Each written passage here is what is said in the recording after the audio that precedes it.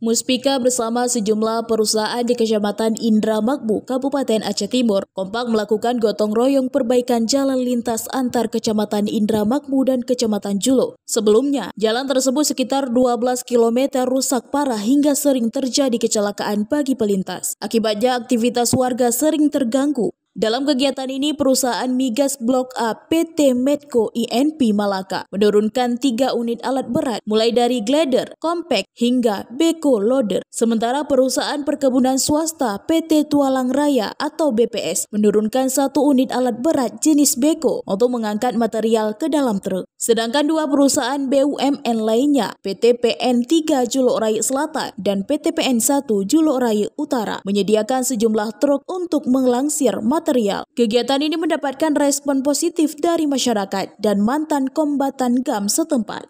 Saat ini alhamdulillah sudah ada perbaikan untuk sementara, walaupun sedikit perbaikannya untuk aktivitas masyarakat insya Allah sudah lancar. Ya, dengan ada perbaikan sementara ini, jadi kami dari pihak masyarakat berterima kasih kepada Muspika yang ada di dalam ini secepatnya untuk memperbaiki jalan ini, dan kepada perusahaan-perusahaan yang ada di Kecamatan Indramayu yang untuk saat ini sudah membantu dan respon cepat untuk antisipasi jalan untuk menampung aspirasi masyarakat. Dan kami harapkan untuk ke depan ini dari pemerintah, khususnya pemerintah Aceh Timur, untuk saat ini supaya cepat untuk merespon dan untuk melakukan pengaspalan jalan tersebut. Dikarenakan kalau menurut saya, dari semenjak umur saya 5 tahun sampai sekarang ini, jalan ini tidak pernah ada pengaspalan perubahan, maupun kita ingin untuk menikmati hal tersebut dan untuk aktivitas masyarakat, dan untuk supaya mengantisipasi banyak kecelakaan yang terjadi selama ini. Mungkin banyak mobil-mobil yang di jalan terbalik dan anak sekolah pulang giginya banyak abu.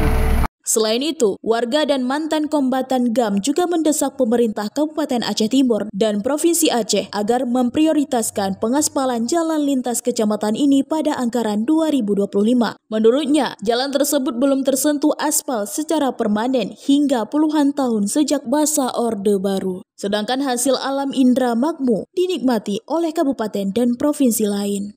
Dari Kabupaten Aceh Timur, Romi Syaputra melaporkan untuk Puja TV.